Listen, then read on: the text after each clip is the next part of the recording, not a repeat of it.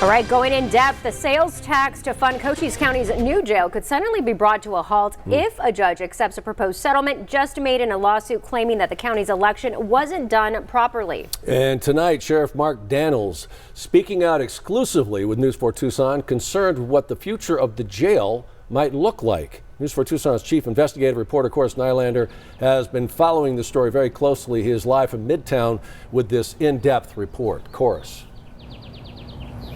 Oh, Sean, the sheriff's pretty upset. This is a copy of the news release that the Cochise County Board of Supervisors sent out on Friday detailing the conditions of this proposed settlement. That is when Cochise County Sheriff Mark Daniels says he first learned about these plans, and that has him rather upset with county leaders tonight.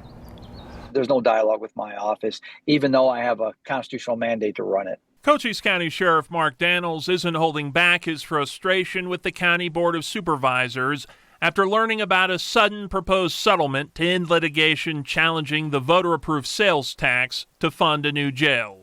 If I don't have a facility that can accommodate the needs of public safety, guess who will be square in the eyes of the people? It'll be me, the sheriff.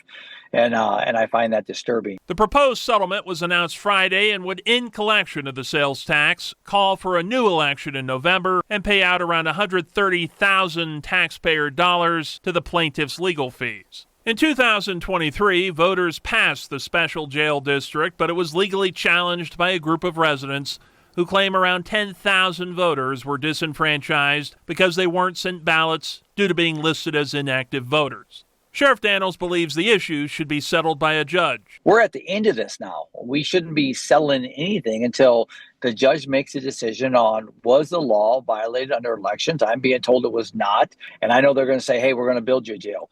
At what point in time and where's the funding going to come from? I don't know. We're building a jail. I don't know why he's so wound up about this. We will find a way to build that jail. That's what Board Chairman Frank Antonori told me last month before the settlement.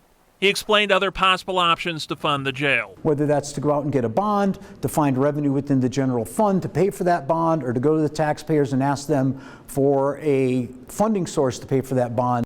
This is a quality of life issue for the people of Cochise County. Let's get them what they asked for. And this settlement will require the approval of a judge before it actually ends the litigation. There's a hearing set to do that in a Cochise County courtroom tomorrow morning. They're bringing in a judge from Apache County to avoid conflicts of interest, but certainly a lot could come out of that hearing tomorrow. We'll keep you updated. Reporting live from Midtown, Coris Nylander, News 4 Tucson.